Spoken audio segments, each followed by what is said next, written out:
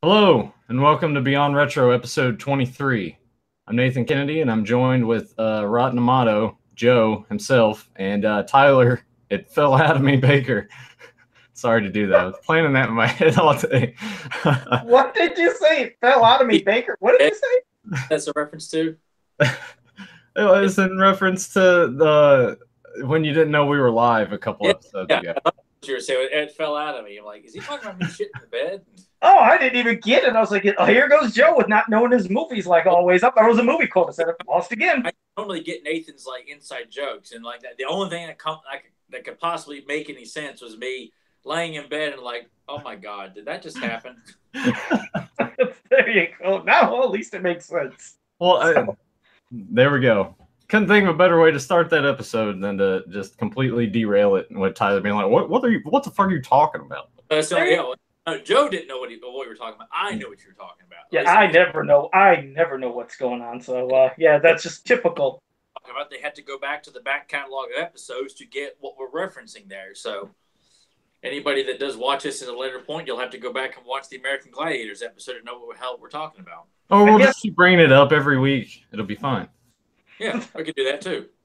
All right. Well, the direction. Hey, you know what we're talking about? Check out American Gladiators. Just constantly take it back to American Gladiators. You know? And then say suddenly the American Gladiators episode just skyrockets in views. Like, why is this one so damn high? It's because we wind up good because those first 10 minutes are excellent. Yeah, it was interesting. Bad on that episode. Well, I just want to say hello to Jake Juggalo and Tamara Schiffer and SSJ Bits in the chat room. Thank you all for joining us. Thank you very much. It's always good to have consistency. Yes, and I can't remember because I wanted to give credit, and Nathan just asked me, and well, hey, Chris Simpson, thank you for joining us. And he said, you know, it's funny, Chris Simpson just in the chat room, he's saying something which I thought Nathan said last week also, so I wasn't the only one that heard it this way, but I didn't want to say nothing. It sounded like when Nathan said tremors, that he said trimmers, like T-R-I. That's just my crappy Southern accent. Okay, because he said it, because he was like, trimmers? He thought you said trimmers, and I thought too, but I was like, I don't know, maybe that's just how he says it, but okay. I think it's just the Southern accent. Maybe if Tyler says it, it might sound the same. I don't know. Tremors. Okay, I don't. Well, wait, say it again. Tremors. Okay, okay. Now, hey, if that's how you say it, it's how you say it. But it does sound like tremors is I'm of course not pronouncing it that slow, but tremors is how I think it's supposed to be pronounced. Yeah, so, yeah, almost like you're tremors. No, I was doing that on purpose just to emphasize. But just say it in context. Say tremors. Tremors. So you don't sound any different. Everyone says tremors. They don't say tremors. Like even slow, like extenuating the M. You know, I was doing that so you could hear instead of saying trimmers. I was saying tremors, but when I say tremors. But he said it thought you guys sound like you're saying trimmers. So it just wasn't me. So Chris, yeah, this episode's gonna be about hedge clippers. Exactly. Hedge clippers for an hour. That's what we thought. It's about Edward Scissorhands too. And Chris said Nathan definitely said trimmers, but no, either way. So there you go. We all have different accents, but I did want to say, apologize. Chris, I mean, I'm not a fan of it either. If I listened to how I sounded about 15 years ago. Oh, he's just giving you shit. It's just like Tyler. At one time, Tyler thought he had like a real strong accent doing, like when you do the podcast. I was like, Tyler, I'm not hearing nothing. I don't hear anything at all. He's like, well, it sounds like you can hear kind of like a little Southern accent or however you sound. Like, I don't hear nothing, and I never heard any of the fans in the chat room ever say, wait, Tyler, you got like a little drawl when you talk. I never heard nobody say it.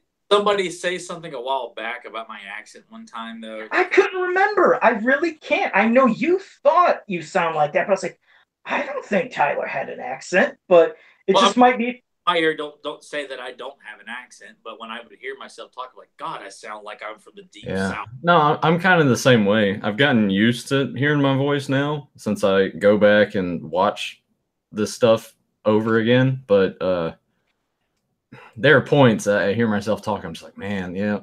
Well, either way, like I said, he's just listening. We're just giving you shit because, when you guys talk, I'm not hearing anything. I mean, just like me, I hate my voice. Absolutely hate the sound of it, just like probably you guys do. But I don't hear these kind of accents because I'm usually around so many people of different nationalities and different parts of the United States that I've heard so many accents that in my head, I'm just hearing people speak English with different ways they, enunciate parts of their words or just however they sound. So to me, I don't care. Just everybody's just talking. Everybody's got a different way they talk. It's like, doesn't bug me. Well, now that we have most of our regulars in the chat, do you want to try to? We got to figure out who brought up what we're going to talk about first. Yeah, that's what I was going to do. Now, Chris Simpson, I'm thinking it's you, but if it was, you can acknowledge. Were you the one that last week when we were talking on Beyond Retro said maybe you guys could talk about flea market finds? And if you are, then bring it up because then I'll say, hey, Chris Simpson, we're giving you credit because I couldn't remember. I was like, damn it. I thought it was Chris Simpson, but I'm not quite sure. So I know it takes it's about a 20-second delay between me talking and you guys acknowledging. So I'm sure it'll pop up in a second. But yeah, I completely forgot about that. Okay, thank you, Chris. It was you. Yeah. All right, so there you go. Thanks, Chris Simpson. Because I'll be honest, I forgot about that part when we were going to do the show. I thought, okay, we're going to be doing Tremors, and I was like, I can't remember what else it was. And of course, Nathan reminded me just by the title of the episode. So.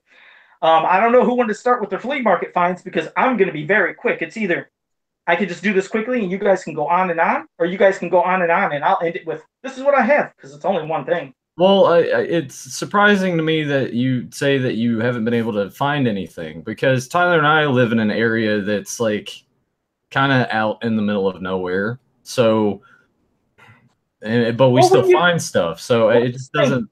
When you go to these flea markets, I mean, do you have to go like far into a town or something, or what? Where are you guys going? All right. Well, there's two of them that we go to, and both of them have flea markets twice a year. The one location we go to has it in June and September, and then the other one has like a Memorial Day one, and then a Labor Day one. So we're talking what, May and September, something like that.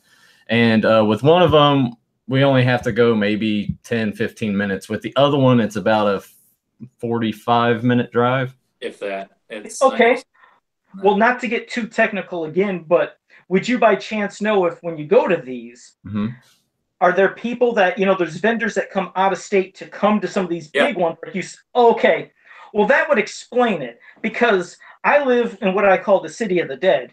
But in the area of Ohio where I live, it's always about industry, factory work, sports, politics, and it's like nothing else. So when I go to the flea markets we have it open year round.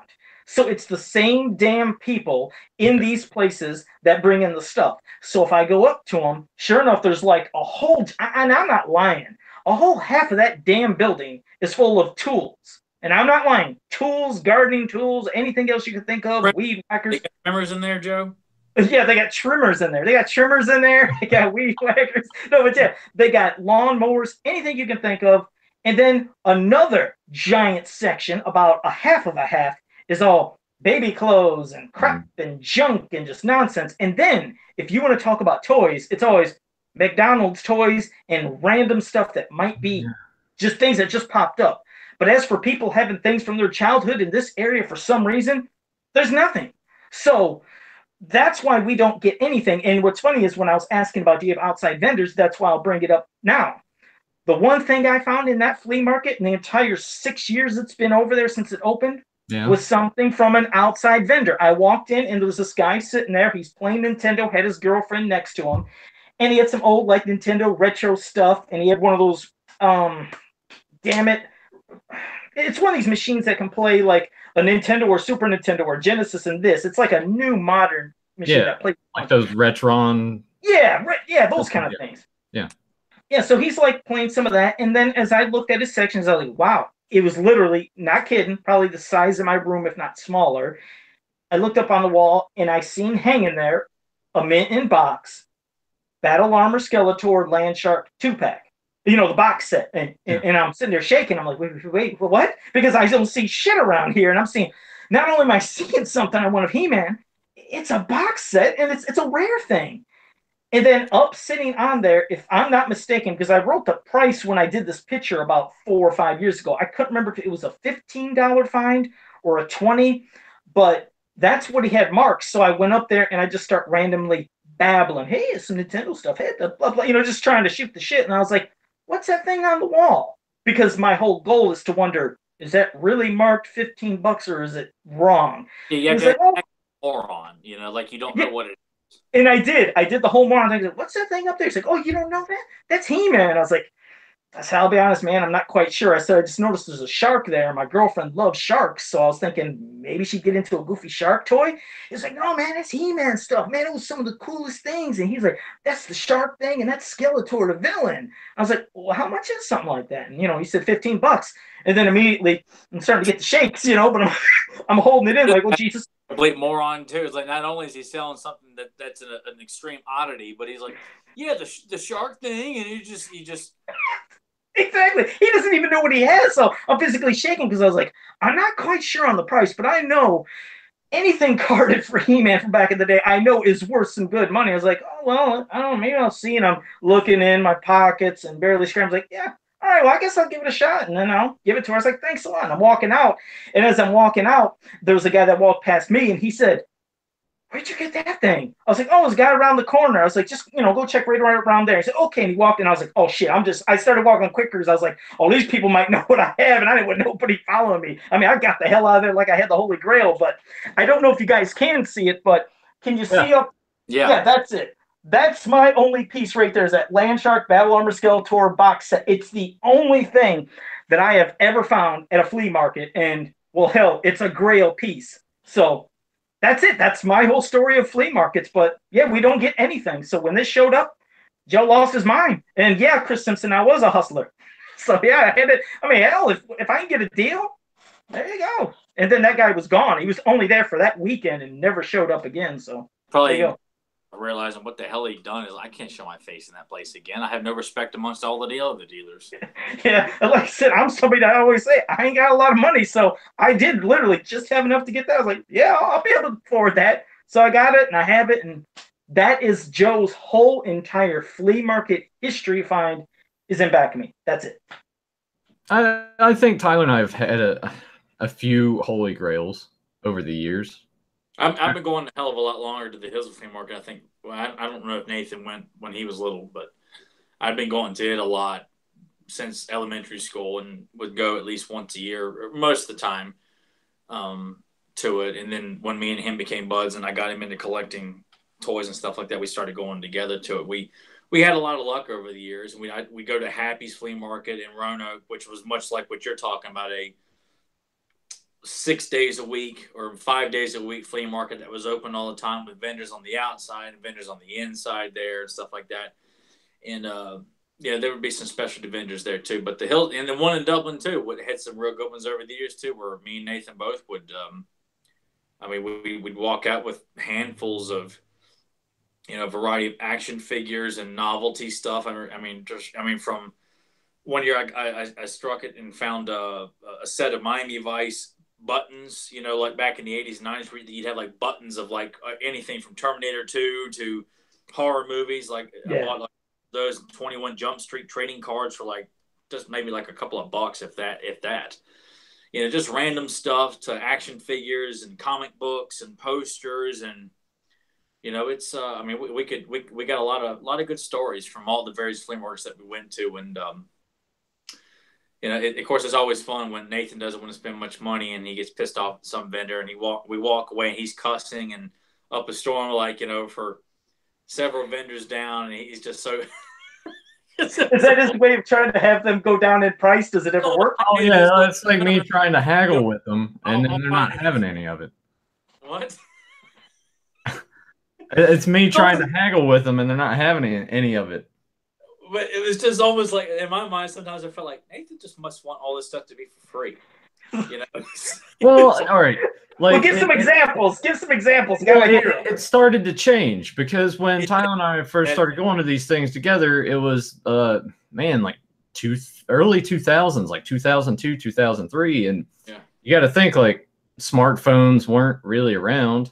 People No. didn't have internet on their phones. Still, it was popular, but not the conglomerate that it is today. But So it was a thing where like their prices were different because the vast majority of the vendors didn't know what they had price wise because everyone wasn't how much is this on eBay. So those first few years were really great because Tyler comes across that. I'm sure if he came across those 21 Jump Street cards now, the person would be like, no, that's $40. yeah, So it just started to reach a point where I would go and I would see a price on this thing and I'm like, that's too much. Let me try to haggle them down a couple dollars. And then they would come down a little bit and I would try to push a little more because I'm like, it's not, to me, you have this priced at $40. I want it for about 15, 20. And they wouldn't budge on it. And Tyler would be like, you should have just bought it, man. You should, if you wanted, you should have bought it. I'm like, I'm not paying that price for it. And it was just that back and forth as we're walking. It's like, oh, there's some Happy Meal toys. Oh, there's some Beanie Babies. Like, I mean, to Nathan's credit, some of the stuff, yeah. I mean, these people, as we got as later in years, when you got idiots like Toy Hunter and stuff like that slapping big prices. Oh my God, they have no idea it's worth this much. And then they see that jerk off on TV and they think, by God, 1989, it's an antique. Slap $40 on it. It's missing all the stuff and it's got doo-doo stains all over it. $40. That's the other thing. Like they just go and they look, they'll type in something, see a general like buy it now price. The thing is probably complete, and that's what they want for it. This person just sees that price. Oh, I have this, but it's missing everything. There's two things I wanted to mention. Well, first, I want to say hello to JSP in the chat room. Thank you for joining us. But no, that is the one thing that I can agree with is I remembered Spydor Mitten Box. And this was at the time of what Tyler just talked about of Toy Hunter or whatever the hell it was. And you could see Spydor usually mint in box, maybe slightly open or whatever, and it could be like $80, $90, and it looked great condition, like amazing. Then here comes this damn Toy Hunter, and he got one off of somebody who was like, yeah, I got it for like 70. I could sell it for $200. And then suddenly on eBay, everybody's selling their mint in box Spydor for like 200, 170. I was like, Jesus, this guy has to ruin stuff. It ruins it so much that not just talking about flea markets, we do have something that pops around here once a year called Fantasticon. And at this one particular Fantasticon, this guy that, and it was all vendors coming out of state, had this big old bin of loose He-Man figures. And when I mean loose, I ain't just saying it's loose where here's King Hiss, he has all his armor, his parts, his staff, his shield, and everything, and he's complete. No, I'm talking about King Hiss missing an arm, the back part of the armor, no shield, no weapon, $20. Fisto, no armor, no sword, nothing, $15. I'm like, and so I went up to the guys, I was like, almost none of these are complete. I said, maybe the complete ones over there, kind of get the price. I said, these things, eBay, God, just bodies, parts, $2, $3. I said, you're not going to be able to sell these things for no $20. He's like, well, that's my price. It's like, but, I could maybe come down a little. And I was like, well, what are you talking about? He said, well, when it's 20, I don't know, maybe 17. And the ones that are at 15, I don't know, maybe about 12. I was like, no, I said, appreciate it. I said, but believe me, I said, I make customs for a living. I buy parts on eBay all the time. These loose bodies are worthless. You're not going to be able to sell them. He said, well, I'll tell you what. He says, I'm going to be here tomorrow, too, because it was a Saturday and Sunday event. He was like, and if all this stuff's still here on Sunday, maybe I'll work it. Maybe I could do around $3 for you, maybe 4. So sure enough, I came the next day, and he had every one of those loose figures still there. Nobody bought them. I said, you're still going to do $3 or something? He's like, well, maybe 4. And I was like, no, I said, honestly, I just want them for 3. And he's like, well, I don't really want to haul them back with me. He was like, okay, $3. So I got like about, 15 of those figures, $3 each, and got a big bundle. But that was the only time we had a convention here. But you're right. These people think just because the things are in the 80s or 70s, it's gold, and they don't even realize in research. It's like, no, you got to look and see, why is it that value?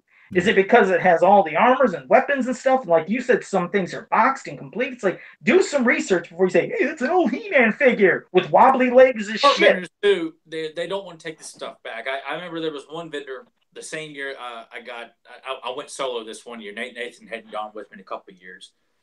And I went on a Saturday morning early, and there was a guy set up with this big tent of comic books, like old vintage comic books. 60s, 70s, 80s, everything, and he had this price tag is like I think it was like the more you bought, the cheaper all the books got, and he had some good, what's right, well, big tentpole issues of Amazing Spider-Man, which I was in there after. So, but the guy just wanted, he just wanted to encourage you if you buy more, all the books, no matter what it was. Like I got the first appearance of Shocker, I got Amazing Spider-Man issue number 22, I think. And one or two others like real dirt cheap because the more I bought, and these were all like the first appearance of Man Wolf, Luke Cage meeting Spider-Man for the first time, just some memorable issues. All of them relatively cheap, just because he just wanted to encourage just buy. If you buy more, everything becomes cheaper and his whole tent was jam packed with people who were buying books because he knew it was like, look, you really want to haul all this stuff back? Do you want to move the stuff or what? Because some of these people are so damn stubborn. Because it is, like we've all said before, because it's from the 80s, because 80s stuff is very popular, retro stuff and everything.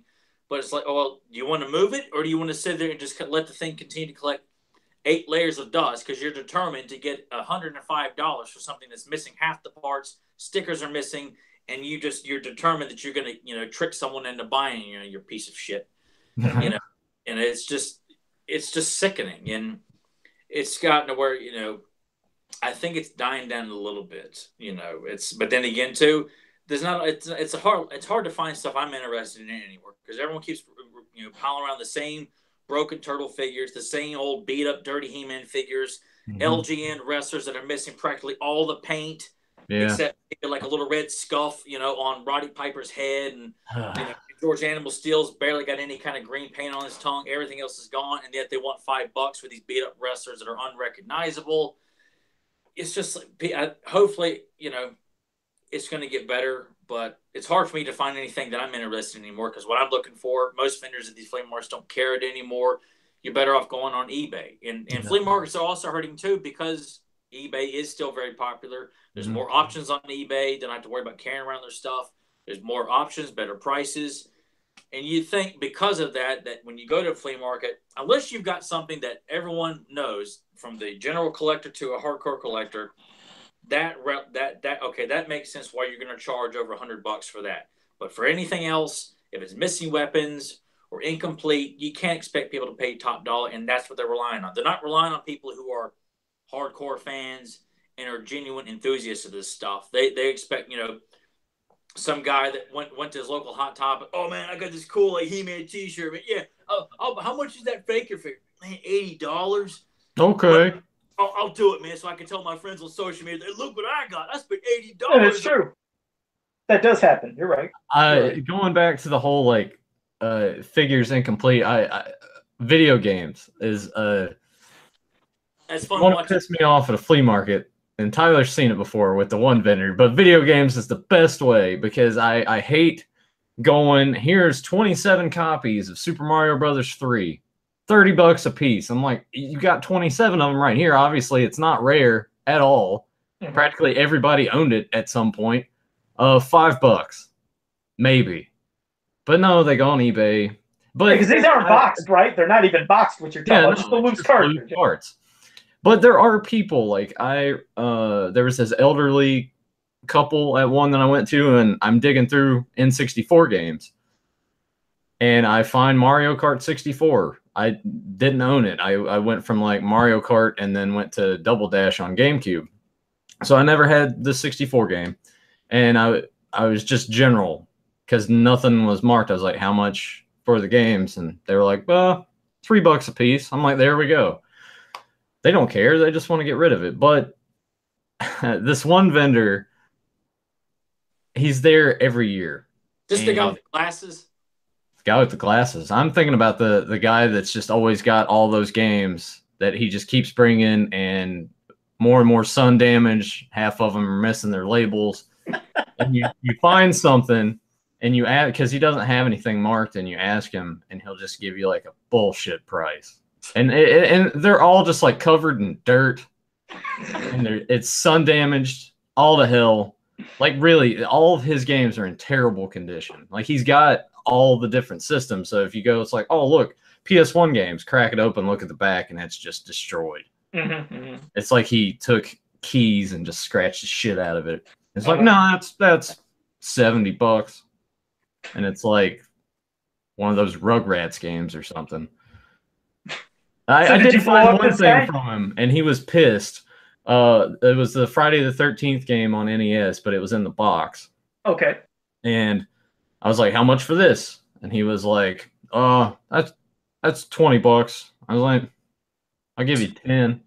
He's like, "All right, fine. Here you go. Leave me alone." Because I think it would start to be a pattern. I think he like almost remembered me every year because we go and Tyler's like, "Hey, your favorite vendor's here." I'm like, "Well, let's go check out. Maybe he's got something that's in somewhat decent shape that he didn't like feed to his dog or something and let it chew up." God damn it! Like, I mean, the Friday the 13th game, was the box in pretty good condition? Yeah, it had some writing on it on the cover, which that was the main thing for me. I'm like, well, let's just go down to 10. And I even told him, it's got markings on the box. Yeah, that usually shoots the shit down. If the box looks like crap, it's like, yeah. And if it doesn't have a manual, it's like, man, did it have the manual? Oh no, it's just it did have the little styrofoam. You remember how some of the Yes. NES, had the styrofoam in the box? Yep. It had that in it, but no manual. Oh, okay. But I mean, $10 is still a great price, and I'm glad that like I sort of gypped him out of some money.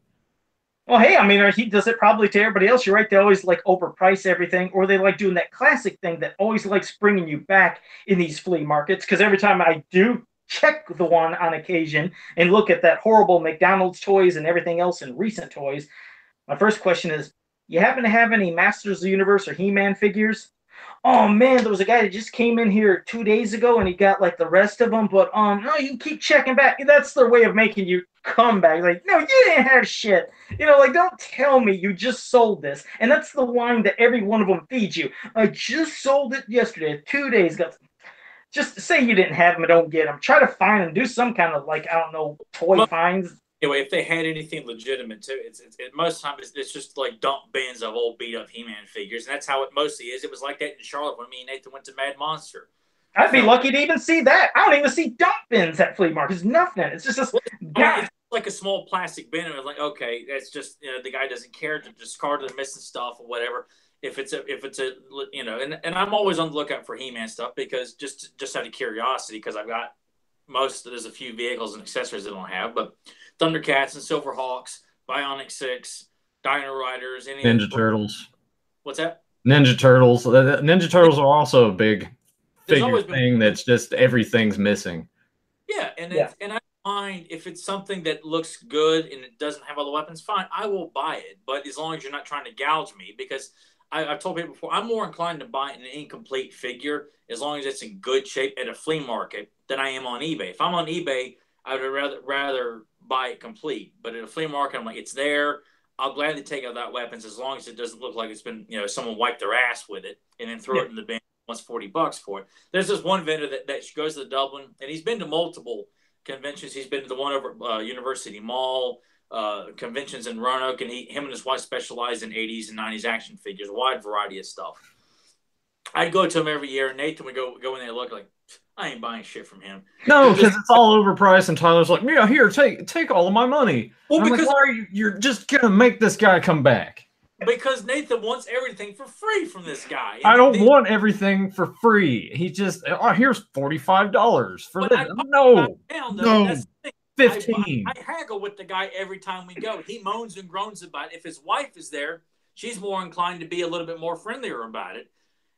Or at least, like, okay, that's cool. Whereas he kind of is like, and I'm like, dude, I come back to you all the time. I mean, it almost felt like but I think the last time I ran into him, I didn't buy anything from him. I just talked to him for a little while. But, I mean, I bought enough stuff from him, from various locations. I would think he would, be a little bit more encouraging that, I'm not asking him to knock off $10, maybe just a couple of bucks, like $2, $3, $5 max, if that. Because I am buying, I bought Brave Star figures from him. I bought Silverhawks. I bought a couple of Thundercat figures from him. Tallyhawk, like the kid-sized version that would fit on your arm of Tallyhawk. I bought that from him. God, I've never seen any of that shit in the wild. Ever. Anywhere. But like I said, the Dublin Flea Market used to be really good, and then it got to where this one guy that I'm talking about would be the only guy that if you're looking for vintage action figures, him and his wife, they specialize in it. And they travel around our somewhat immediate area, buying and selling this stuff. And most part, he's pretty good. But then again, too, I've got a lot of stuff that he's already got. Some of it I'm not interested in. But, he did have some good stuff, and I understood some of the prices of it. Nathan, it was just funny because Nathan's like, why you give him all your money? I'm like, I felt it was, if I can work him down a few bucks, I felt like it was well worth my time and money. Okay, I'm happy with that. It was well worth it. The Brave Star figures are missing everything, but they're in good shape. Silverhawk figures are in pretty good shape. Tallyhawk was in good shape. I almost felt like when I bought Tallyhawk, though, he wasn't there. His wife was. And I asked her if she would knock off a few prices. So she walked down to go tell him. And I almost felt like if he knew it was me, he probably wouldn't, because I knew what it was and I knew what he had. It was almost as if, like, if he didn't know how it was, he probably would have, like, argued about it, because I'm like, I know what he's got, kind of. But yeah. But well, to be fair, with that vendor, he did. I went there one year without Tyler, and there was this bin of posters marked at $2 a piece, and they're all rolled up, so I'm having to kind of open them up, look at them. I'm like, oh, here's the first Ninja Turtles. Oh, okay. What's this one here? Oh, Ninja Turtles 2. What's this one here? Cobra. Oh, great. $2 a piece? Yes. Now we're finally talking my prices. Yeah, exactly. It's practically free. That's pretty good. Wait, $2 a piece? Here, I'll give you 50 for 50 a piece. Yeah. Tyler just comes over. Here, throw all my money at this guy. Oh, whatever. Well, real quick, he's the reason that guy keeps showing up everywhere. Well, I have from in recent years because he doesn't get. I mean, he gets cool stuff, but I'm like, I'm not buying that. I'm not buying that either. And JSP had a question for Tyler in the chat room. He said, was that a regular Tallyhawk or the giant sized, he said? Giant sized Tallyhawk. Oh, okay. That's pretty cool. And how much you say you get it for? It was like maybe $15, I think, if that. I had talked him down from it. But like I said, I mean, to hold it to me now, it looks small because it is for a child. But it was the life-size Tallyhawk for a child to have on his arm. God, I've never seen it. Never seen that. I just seen pictures of it on the packaging when I was a kid on the back of the action. Yeah. I never seen it in person. So this is the first time I saw it. I'm like, oh my God, it's Tallyhawk. And it was actually good-looking condition, too? Good condition? Yeah. It was in pretty good condition. I mean, I was quite satisfied with it. It's boxed up right now because I had no room to keep it on display because it was just kind of like, where do I put it? And, hey, you might have to bring it out next week and, show it on your arm or something. Show it to everybody. You have to check that out. It's pretty cool. I mean, the guy always, did have some good stuff. And not just him, but me and Nathan ran across many vendors over the years who had cool puzzles. I bought a ceramic Mr. Freeze of Arnold from Batman and Robin just because I buy anything with Arnold. It was, I mean, if you go on eBay and look for that ceramic Mr. Freeze, God, they want hundreds of dollars for it. I bought this maybe $12, mint and box, everything. Wow. No way. It's crazy how prices on things change and just how things are in general, how it's different. Because I can think back to probably, let's say, 2000, 2001. And this is still when Joe does not have a computer. I mean, I have one now. I told you it's ancient. But still, before Joe had a computer and knew anything about internet and stuff, and there was something it was our local sports arena. It said, come into the flea market this weekend and get all these deals. And they were talking about electronics and shit and all this. So I came in just looking because at that time I was still kind of looking for video games and stuff. And there was a section of all these movies. And you know what did there? It made me think of Buff Bagwell. He's doing this. I'm just looking for video games. Oh, yeah, he did a little stretch. He does his Buff Bagwell impression. Joe was kind of doing this. Yeah, doing the Buff Bagwell stretch. Well, I know I am. I'm looking through and stuff, and I see VHSs there. Because remember, us folks, we used to have VHS tapes back in the day, and there was a bunch of movies there, and I seen Song of the South, which was like a old Disney movie that's never been on VHS or nothing. I was like, how the hell is that there? That's not supposed to be there because, it's not allowed. They can't make that movie. And this is when I was introduced into, I guess, bootlegs for the first time or just whatever. However, you can't have this here. No, I'm just thinking this, but it's amazing me because I was like, I can't believe what I'm seeing. Then I seen Halloween 6, The Curse of Michael Myers. I was like, why does that jacket look different? And I remember I grabbed it and looked on the back, and it talked about over an hour of different footage, and it talked about how the one we had was not the real one. And this is stabbing me in the heart because I was like, I'm a Michael Myers fan. I know everything about Halloween. Like I said, I didn't have the computer for research, so I knew nothing. I was like, how the hell is this possible? And I went to the guy, I was like, why does this jacket look weird and different? He was like, well, no. He's like, well, I did because I didn't understand, this was a homemade jacket he did and tape. He was like, well, no, that's actually like a special director's cut. It's never been released. And he was like, it has all that footage and stuff. And it showed the back. I was like, okay, well, I had to get that. And then I got Song of the South because I was like, I don't know how he has this.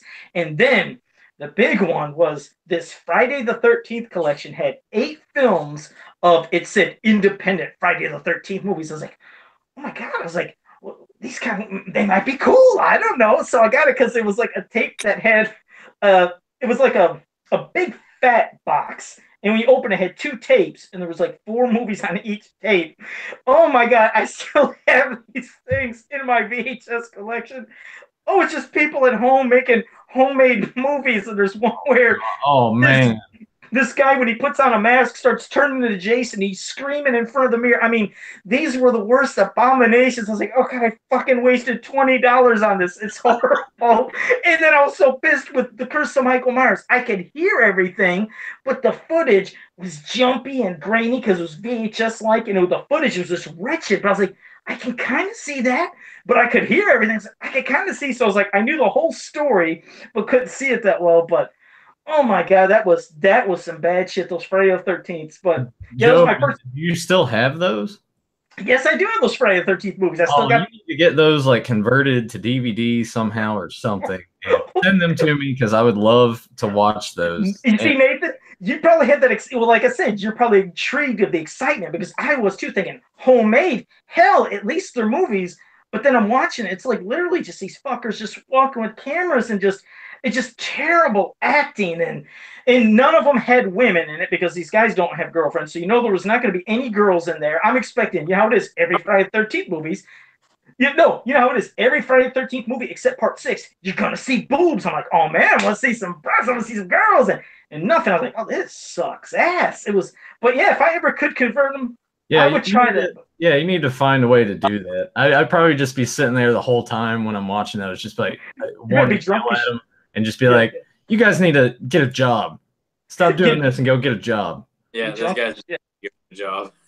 But yeah, you always talk about you like being really drunk when you watch a horrible movie. I mean, you have to be bombed. Probably the worst you've ever been in your life, Nathan, to watch these. Also, at the same time, I imagine if Tyler and I were hanging out with you at that point and we were there with you, I would have been like, don't buy that, you dumbass. Well, hey, Nathan would have been upfront about it while he's over there trying to haggle about how to get, Wolverine on Nintendo Mint Box for $5. I mean, but I'm giddy. Like I said, I've never seen this shit before. It was my first introduction to it. And like I said, I was not. I don't know if you guys had a computer at 2001 or something, but I didn't have this stuff, and I knew of nothing. So for me, it was just super excitement. I felt like I was like just a kid in the candy store. Mark said they're relying on people like you. And that's why these prices are all jacked up to the roof, is because people like Joe walk through. Oh well, is this real? Is this real, man? Oh man, $20 here. So I did. I was so giddy. I was never so excited to buy 3 movies in my life. I was so damn excited for nonsense. Like I said, that Friday the 13th collection. Oh, they were bad. Yeah, I'll try to get it. You must find a way to get those so I can watch them.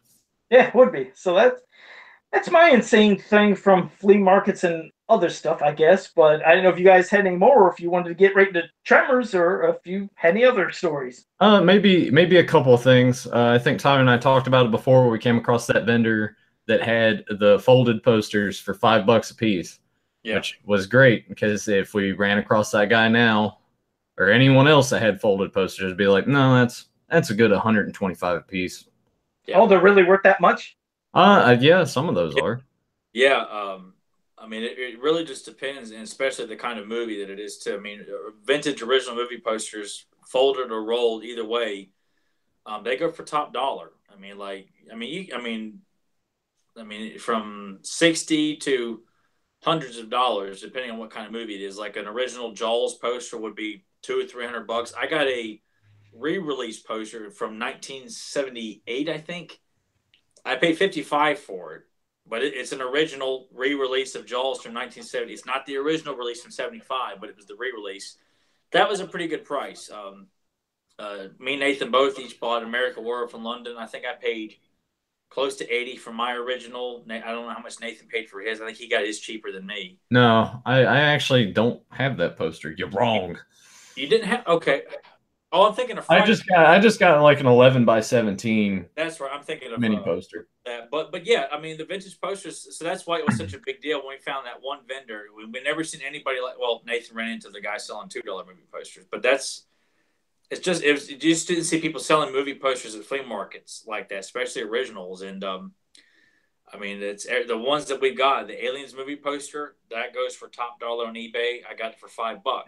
Wow, it's like JSP is saying in the chat room. He said, "Jay said try getting an original Terminator 1984 poster." He said on eBay he's seen them go for $200 and $250. So I guess they're pretty pricey. These are the things that the popular movie like Ghostbusters, Jaws, Back to the Future, Halloween, any popular horror, action, sci-fi, Star Wars is an ungodly amount.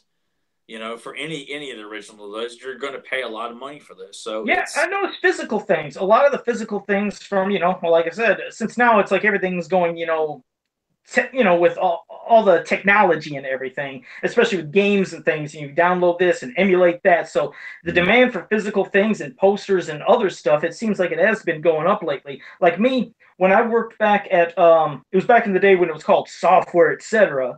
At the mall. Yeah. I was the video game guy. I used to come in there and I was always asking because I discovered them purely by walking by. When I used to see it, it was always computer crap. And I was like, I don't have a computer. I have no need to go into this fucking store. But I walked by one time and there was a poster of some video game stuff. I was like, why the hell is there video game stuff in there? And I walked in there and they had Sega Genesis games and Super Nintendo. I was like, what the hell's going on? I was like, wait a second, they got Phantasy Star 2. That game isn't even at Toys R Us or KB. How the hell did they have it? And I, bam, got that sumbitch just like that because I used to keep the money ready for games I knew was coming and hope I would get it, because outside of there was Toys R Us. But I'd still walk in the mall because inside was KB. I'm heading to KB. I found that sucker and got it. But I used to babble so much about video games. They said, one day I walked there and said, Joe, how about you just work for us? Because I didn't have a job at that time. And I was like, sure. I was like, well, when do I fill out an application? They said, come in tomorrow. They said, you can start next week. I was like, but don't you go through an interview process? They said, we will, but you know too much. We're going to hire you. And that was pretty much, I filled out a thing. They asked just nonsense questions. They knew they were going to hire me. They hired me. But I used to get freebies. Some of the stuff that sometimes we had to throw away things like the video game magazines. If they didn't sell after a certain amount of months, I couldn't take the entire magazine. What you had to do was rip off the cover, then you send the covers of the magazines to whatever company. It was a way of getting something back here and there. But then the magazines themselves would be tossed in the dumpster. Well, I would take those because I was like, well, I'll use that or read that. I like the video game magazines. But then any of the promo stuff, it would be thrown in the dumpster. If nobody would ask for it, sometimes somebody would walk in and say, would you happen to be throwing that away, or what you going to do after this game comes out? We'd give stuff away and we'd put people's name on a list. Some people don't even do that no more. But I have some rollout long banners that I've never tried to value or look on eBay, but I have stuff from Mortal Kombat and Street Fighter, these long ass durable banners that they'd hang up at the store. And I always wondered, what would that be like? So in fact, while you guys talk, I'm going to get out of here and I'm going to go downstairs and I'm going to try to find those rollout things. I'll bring them up and show you, and maybe you guys can, I don't know, tell me what you think. I'll give you $2 for them. Okay, I'll give you $2. It's like, man, Nathan, I'm selling this for $250. Oh, fuck this, Joe. I'll give you $10. No, I'll be back. Go ahead, talk. Well, while he's doing that, I guess we should kind of start teasing our actual topic of the show. Yeah, the hedge clippers. Oh yes. I mean, the many sequels and TV series, and Kevin Bacon starting in a sci-fi original series about hedge clippers and things like that. And it's going to be great. Oh, so they're going to make that a TV show? Yeah. Yeah. I don't know how I feel about that. I don't like anything with sci-fi's name attached to it because they don't put quality, and the TV series is kind of disappeared right now. There hasn't been any kind of updates as to like when it's coming out. It's wrapped. They finished shooting, but there's no news about it or anything like Is that. Kevin Bacon like the only returning cast? Yeah, nobody else from the original movie shows up in this. That doesn't make much sense either, because like they're coming out with another sequel. Yeah, doing sequels of Jamie and Kennedy. Why? I guess the paychecks are too good to pass up. But I think we're only going to focus on the first one because that's really the only one that you need. We're not talking about anything. All right, I'm gonna try to bring this out for you guys to see. Well, all right, you might not even be able to get it all, but I don't know if you can see that Mortal Kombat. That is cool. Wait, hold on 1 second. Let me turn it around because I had the dirty side because I got to wipe it up and stuff. But there might be like little hold on. Let me get on my earphones because I can't even hear you guys. Hold on a second. Okay, I want to make sure I can hear you. But yeah, I'd have to really get into this. But is that kind of visible? Yeah, yes. No. Yeah. Thanks for showing that off, Joe. Oh, no, it's just because it's so cool because I don't know if, like I said, I've never seen them on eBay. I wouldn't even know who'd have. But then here's the other one. This is the one for my favorite. This one's, damn. Hold on a second. Yeah, this one's from my favorite Mortal Kombat, which I consider the best one is Mortal Kombat 2.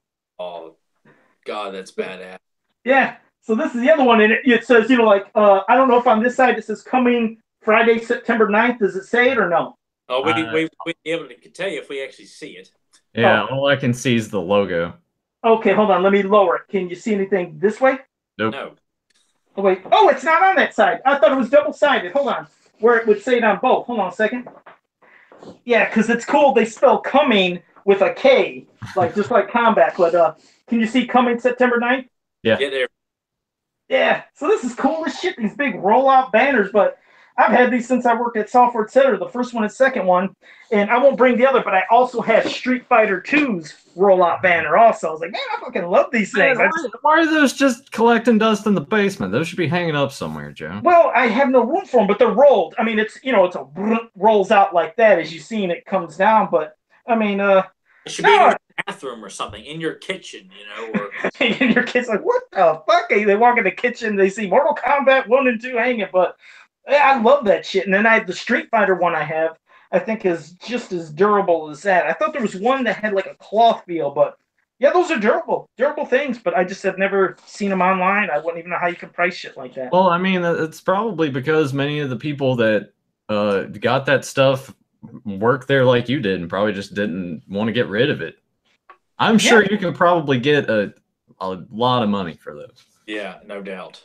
Yeah, I wonder, but yeah, so those are my cool posters. I never got a lot of like you guys got a lot of original movie posters. The only posters that I got were the ones in magazines like Fangoria magazine, a lot of Friday the 13th, Nightmare on Elm Street posters. I still have those, but I've never got official movie type posters. But yeah, I could see the definite appeal of getting them, and I could see why they would be worth a lot of money. It's a lost art too. Cool movie posters are, I think, they went the way of the dodo. They don't make cool movie posters. Not even superhero movie posters are cool anymore. They're all generic.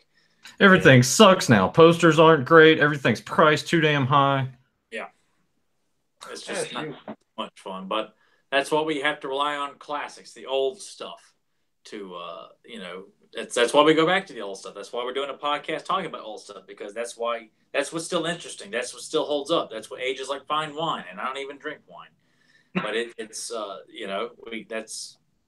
what still sells. That's what's popular with our generation, above us, and even below us. Everything retro. That's what's better than the trendy stuff that's only popular for a few months, and then they make a crummy movie about it, and then it's comes and goes and completely forgotten. And you wonder if even this generation's like, oh man, can't wait till Hot Topic starts selling T-shirts of Angry Birds, man. Yeah. Well, speaking of, like you said, things that hopefully, like I don't want to see them remake. We've had plenty sequels, and some of them ain't been that great because they started pushing it. But we'll talk about Tremors, because that damn movie is a classic. Yes, we know that they've changed throughout the years of what they've kind of evolved from this type to that type to another. They had a good, I'll admit, when they had that damn TV series, I think it was on, I don't know if it was Sci-Fi or what the hell. Yeah. I don't know the name of the woman, but damn, she wore these T-shirts, and I remember her nipples were always poking right out. It's like she almost looked. You see, you know what I'm talking about, Nathan. She almost looked naked on the show. I was like, damn! I was getting excited for Tremors every week just to see her. I was like, oh, please have another shirt like that on. But let's talk about the movie, Tremors. Go ahead, whoever wants to start. This is just lost art. We'll go back to the movie posters and everything. Like the poster for it kicks ass. You would think just looking at the concept, reading the synopsis alone, you'd be like, how are they going to make this work? But this movie is something that can never be duplicated. If they tried to make that now, and you can see it with the sequels that they're pushing out, the direct to DVD shit, like it. You know how we talked about perfect pacing in some of these other movies that we've watched and talked about? This is one right here. Like, gets into the story and we're off and running. The runtime, it's like 95 minutes. So it's just done and over with. And for me, I'm always just smiling. And Tyler and I quote this movie all the time to each other. Yeah, it's a film too. I mean, that's another one of the cool things about the movies we talk about is all these films we talk about are they're beloved by legions of fans. That it's like a secret handshake. If you walk up and say, what the hell's going on? I mean, what the hell's going on? Hey, old Fred. You say something like that, a Tremors fan goes and knows exactly what you're talking about. Old Chang can get his hands on this for no music, $15. I mean, there's so many quotable lines from the beginning of the film to the end. Stampede, Earl. The hell you did, bologna and beans. No, I made eggs over easy. I mean, you're doing, shooting for it. I mean, there's just so many things in this movie that it's just, and I mean, from movies like The Burbs and Demolition Man and Roadhouse and films we talked about before with Karate Kid and the horror movies and so on and so forth, classic action movies, so many quotable lines. And what makes this movie so much fun too, like so many other good ones, is that you enjoy the introduction of this cast of characters before all hell breaks loose. When you're spending time with Val and Earl, wake up in the middle of the desert because they've been doing work out there and coming on into perfection, which, population 15, and getting to meet Walter and his store and the Melvin and the cast of characters and Bert and Reba's character. I always wanted Melvin to get eaten, but go ahead. What's that? I said I always wanted Melvin to get eaten. I just couldn't stand that kid. Who didn't want Melvin to get eaten? Because even from a kid's standpoint, I'm like, God, this kid's obnoxious. But it's fun because you're getting to meet this cast of characters that's going to be dropped into this, very, very, scary, uncomfortable situation for the rest of the film. And I remember seeing trailers for it as a kid, didn't quite know what it was, and then seeing like the movie poster for it, I think at the video store and in the VHS box. I didn't quite know what to make of it. It looked like Jaws because you've got it has the Jaws vibe, and then you got what appeared to be the main monster coming up like the shark in Jaws. When you find out that's just a tentacle, but I didn't see it until this keeps it all retro. When NBC used to have Sunday night movies, when they would play movies that had been on video for not a real long time, but a relatively decent amount of time, and they would play it on Sunday night. ABC would do the same thing. They had the Sunday night movie, and that was a big thing because even though you could rent movies, it was a big deal to get it on TV, and that's how I saw Tremors. And my mom and dad, we all saw the commercial, what was going on. We're like, oh, that's the movie, because I was familiar. I knew what it was. I'm like, that's the movie I'd seen before. So we all sat down and watched it on NBC on Sunday night. My mom and dad me and my brother stay up and watch it. And we all fell in love with it. It was something that the whole family enjoyed. We had a blast watching it. And then the love for the film has just grown ever since. Ever since seeing it from rentals and then, seeing the okay sequel. And then I didn't want to see any others after that. So it's just been going back and revisiting the first film an ungodly amount of times, quoting the film. Me and Nathan in high school were quoting Kevin Bacon lines all over the place. And then with Matt and Jordan and Bobby Alderman working at Waze, they were quoting the movie to death too, and so on and so forth. So it's just it's an undeniable classic with classic filmmaking, an original creature, a B-movie plot if there ever was one. But that's the genius of it, is that it comes off as something that, why would anybody think this is a great idea? But damn it, man, the guys behind the film, They knew what they were doing, and they had a blast doing it. And it's not, to me, it doesn't come off like tongue in cheek. I like it when movies like this are taken seriously, because that's what makes it more fun for me. I don't want them making fun of the source material as if like they know they're making a piece of crap. It's fun to know that these guys are all taking this stuff seriously and not having given an explanation of where these creatures come from. I love that. I love that mystery about it, because it was. You're right, and it was a good build-up, to where you finally see the entire creature, because you weren't seeing what was going on at first.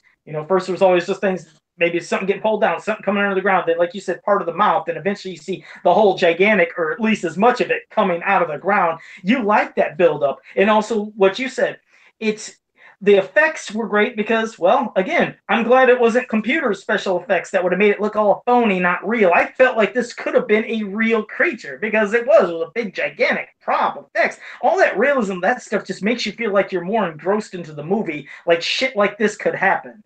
So that was something that sucked you into the entire thing, was just the look of that creature itself. Yeah, those special effects were top notch. I mean, yeah, there's the one scene in the rec room where he's like shooting at it, and you can clearly tell that there's like they were probably using blue screen at that time, and so that looks a little bad. But everything else, especially the stuff where like the ground is rising up, or when they're running through and all the wooden planks of doors start popping up as they're running, like the thought that had to go into that. Now they can just be like, well, here's $50 million, do it all on a computer.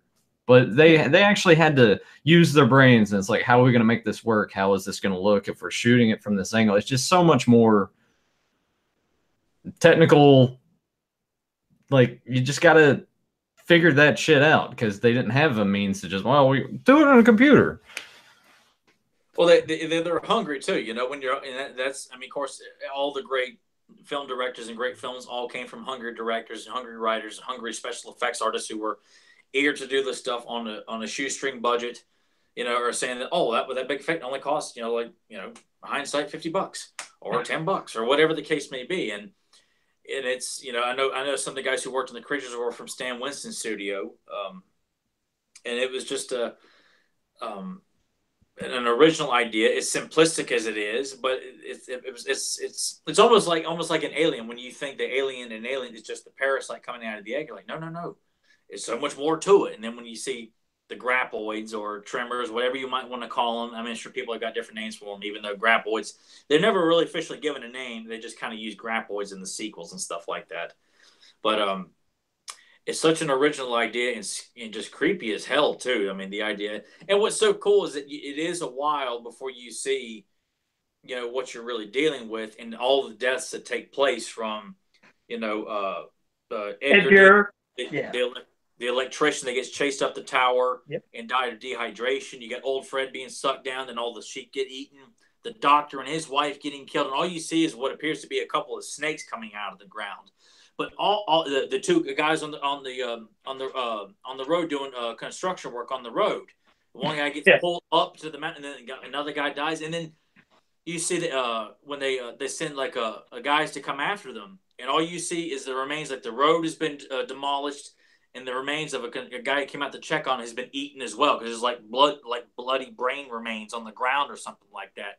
All this death going on before you actually see the whole damn thing. It's the build-up from us, the audience, seeing it, and even them within the movie, like where you do have the character of Kevin Bacon. And when, like you said, when Edgar, Valentine, when he's, sees Edgar up there. I didn't say Valentine. I was still doing Kevin Bacon. Nathan was on Red Letter Media. Oh, okay. All right. Well, when he sees Edgar up on, the tower, and he thinks he's just all drunk and everything, and he climbs up there and he's dead. And then you find out he died from dehydration. They thought maybe it was his heart, and he's been up there for 3 days, and they're wondering, why the hell wouldn't he came down to get some water then?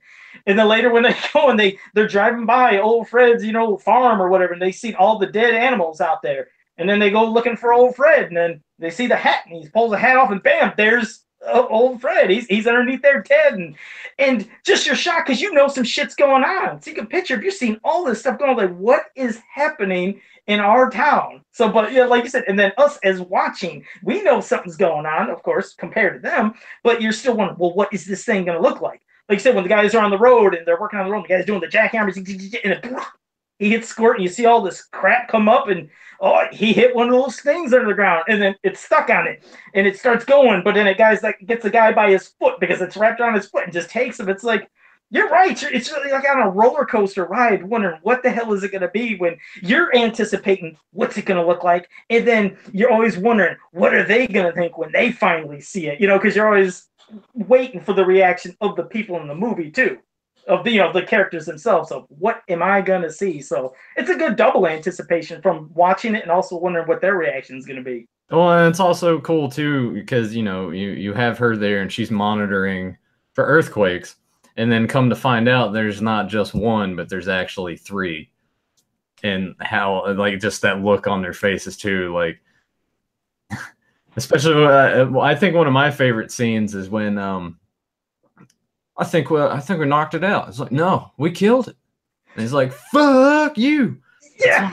That's one of my favorites. I love it. Yeah, because you see it on TV, like the TV version where he goes "squo yo," like it's like a really bad dubbing. Oh, did he? I've never seen the TV version. Is that what he said? Right. You're like, what the hell did he say? Like, I mean, you know what he's saying really, but when they dub it over, it's some guy with a really bad dubbing voice doing Kevin Bacon's "Squirrel you."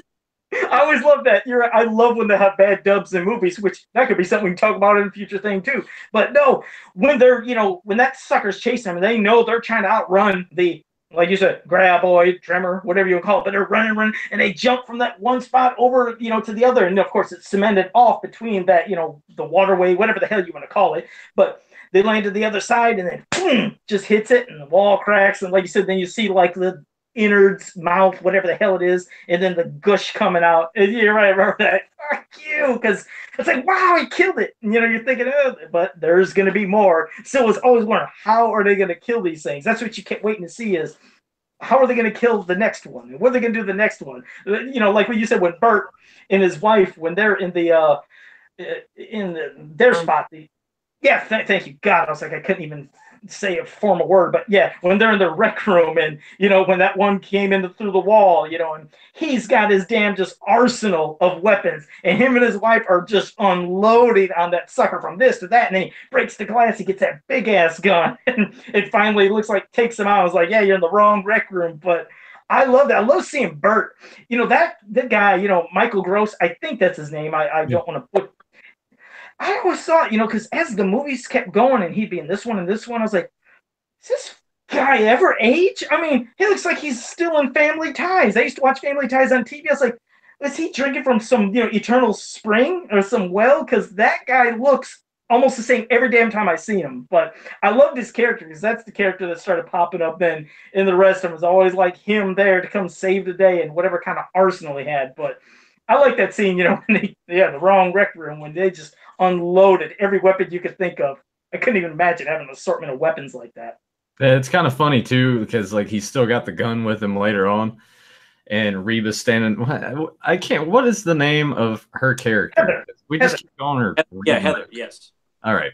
So she's standing beside him, and there's one circle around. He just fires the gun again. She's like, "What are you doing?" He's like, "I think I scared him." She's like, "Bert, cut it out."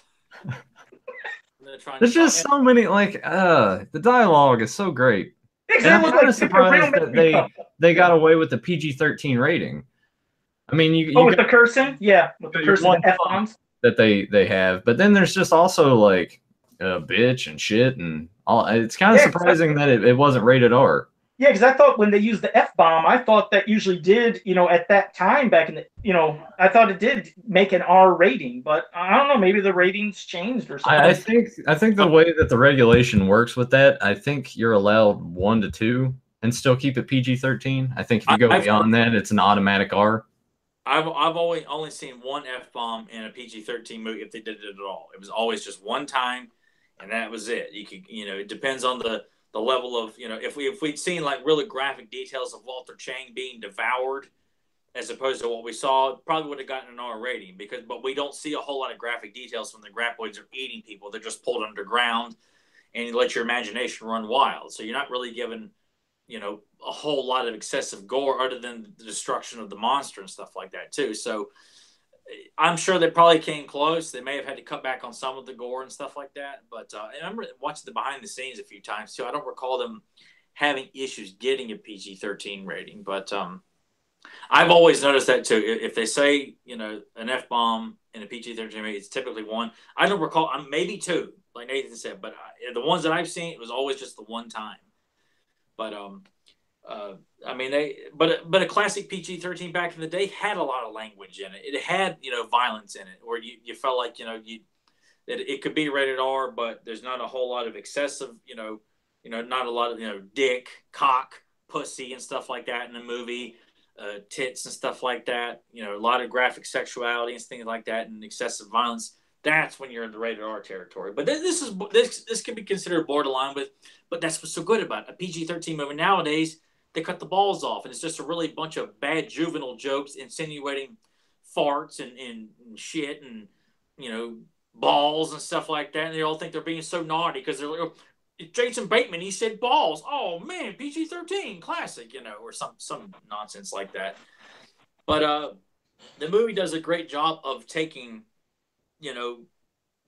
almost nothing and making a big epic scene.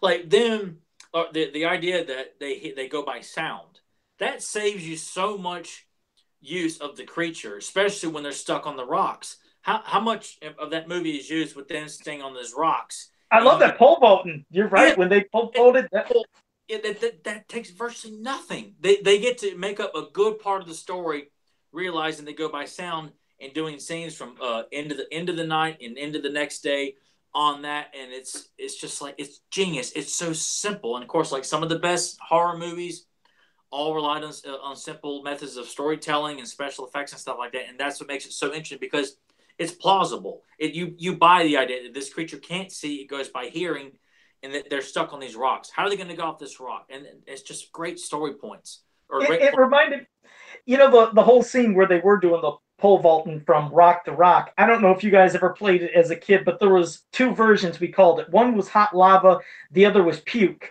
and it was where you couldn't touch certain. Yeah, and you couldn't touch certain. Oh God, Vince McMahon. You couldn't touch certain parts of the ground or couch, and you had to crawl from this spot and then jump to that spot. And if you were ever out in the woods or something, and there was big boulders, that's funny. We used to take really strong sticks, and we would pop from one rock to another. So I was running that scene. I was thinking of playing hot lava or puke. So whatever. That's a quick side story, but I had to mention it. What a side story it was. So back to the real conversation. He's like, well, thanks, Joe, for that 2 cents worth of shit. Now let's get back to Tremors. Yes. Well, I think we should really dig into the really wide assortment of the cast of characters in this film. Even though it's not a massive cast, it's a very memorable cast, from obviously Kevin Bacon and Fred Ward playing, Bert and Val, and their whole situation, and just the instant camaraderie you buy between these two. We're only given maybe 10, 15 minutes max to kind of meet the full cast of characters, and you buy the closeness of these two, been working together for so long, what kind of personalities they are, that Val likes beautiful women, and that's all he's after, but he's trying to get over, Tabby, Lynn, Dexter, and just they're fed up with their lives right now, all that stuff, and then buying the rest of the cast from Walter, of course, everybody, Poor Walter, damn it! I felt so bad because his real name, because he's in so many classic films, Victor. I think it's Victor Wong. Wong. Yeah, I felt so Wong, because he shows Big Trouble in Little China, Prince of Darkness, Three Ninjas, and a lot of popular films, from the 80s. Was he in The Golden Child too? Huh? Was he in The Golden Child too? I think he was in The Golden Child, maybe with Eddie Murphy. I gotta be honest, I've never seen Golden Child. Oh damn! Oh wow! Well, never mind. That's a fantastic freaking movie. I can't believe you haven't seen it. It's kind of I've heard a mixed following. Oh that. God, no! It's a great movie. But no, I felt bad because when you're talking about the characters, like I said, I like Val and Bert and Earl and Rhonda. Like I said, I like and Heather. I like the couples that they had in the movie. But Walter was the other character. Because you're right. I think I've seen him in so many other movies. I was like, hey, that's the guy from this movie and this movie. And when he got eaten, I was like, no, that did not just happen. Out of all the people that got killed, I was like, I didn't want him to get killed. Like you said, I hated Melvin. I wanted that kid to get killed. And like the little girl, she was, to me, was just forgettable. She's there, of course, in her little pogo stick. She's not the obnoxious kid. You see her in I think the Casper movie and Nathan's favorite movie of all time, Angus. Yeah, just she was. Hey, don't be talking shit about Angus. Angus is a fantastic coming of age story. Tyler's like, I don't like it. It's got that kid with the red hair. It's got James Van Der Beek. I don't like that movie. Oh, I didn't like it, but Nathan loves it, and she's. He just said it to me. I don't like it, but no, I didn't like her. I mean, not that I didn't like her. It's just there's some characters in the movies that are just basically. They're there. I feel like they're fillers. They're forgettable, and she was one of them. She had her scene with the pogo stick, to where, of course, Kevin Bacon runs, knocks her off it, and then for whatever reason, the pogo stick is just stuck in the ground when she gets off. It's still erect right there. I always wonder how the hell that happened, but of course, that's when the graboid takes it down and spits it out. But I guess she was there for that moment to have her little pogo stick scene. But well, I don't know if you guys. To have a child in the small town, a mother and her single. I mean, it's not far fetched. It doesn't seem like it's out of place, and they're not giving her, obnoxious kid dialogue. No, they didn't. She was just, she was just there. It's just to kind of help. I mean, because we're dealing with a very small cast of characters. This is to kind of help widen the number a bit, because we are dealing with, with Val and Earl, Heather and Bert, Chang. Nestor, the mother and her little daughter, Melvin and Rhonda, and what's his name? Miguel. Miguel, yes. Yeah. So, and that's really about it. And of course, the people that are outside, like old Fred and the doctor and his wife, that aren't in the film very long. But at least we're given a small group, because it's a number that you feel like you can get behind this group, because there's not many of them trying to survive. They lose Nestor, and Nestor's got one of the best deaths, and like that. No, Nestor, it ain't no good. You gotta get higher. He gets sucked through the tire. So great. And then you kind of just like, God, man, I felt bad for him as a kid. And then the camera pans over to Melvin, losing his mind, crying, and everything like that. And you're like, I don't feel sorry for him. No, dude. It was a movie that made you anxious. It did. It made you anxious the whole time, because you're like, how are they going to get away from it? Because like you said, you start learning about the vibrations, and they start going through everything. And you're right, they have to keep getting higher and higher, to where they eventually, try to figure out a little scheme with some dynamite, and doing it almost like, fishing, kind of lure them out and see if they can grab it. Boom, blow themselves up. And when then they start wising up to that stuff, like, what are they going to do now? Which, leads to that cool part towards the end, when they're sitting there running, and there's the end of the canyon. Like, just, there's nothing. They're running, what are they going to do? And I think Val threw like the dynamite, and hoping that, it'd catch it. It didn't, but it blew up. But what I liked was when it blew up, it was enough to where it blew up in back of that graboid to scare the shit out of it. And then when boom, it just rocketed and flipping, was coming right towards Kevin Bacon. He jumps away. It goes right off there. Yep. I think he had some liner about like, Can you fly, you sucker? Can you fly? Yeah, can you fly? It just crushed at the bottom. But look, I mean, cow zone exploding at the bottom of those rocks. It was gross. They look like it was big cow zones. I liked it. I liked just how the movie, like you said, when you'd see them getting blown up or parts getting shot or stabbed, you'd see the grossness. It looked real, because it's like I said, it's real effects, and it looked nasty. But I mean, Val, Bert, Earl, Heather. I think for me, and beyond poor Walter that got eaten, those were like the main characters that I was really focusing on. And Bert obviously became one of my favorites, because he was just. Like I said, he was always there and with his arsenal and ready to take on the grip. More likable when him and Heather take it out, because early in the movie he comes off as just someone who's very pushy about, he's an aggressor, so to speak, not someone you heavily dislike, but you're just not quite sure, because I'm siding with Val and Earl the whole time, because I'm like, they're the heroes, and there's so many fun moments, and I've tried to point this out to my dad when he rewatches it with me. There's so many small moments of adding to how much flavor there are amongst this cast of characters. And it's one of my favorite scenes in the movie, and it's not focused on much. But you know how Val and Earl like to one-up each other a whole lot. They think that one's better than the other.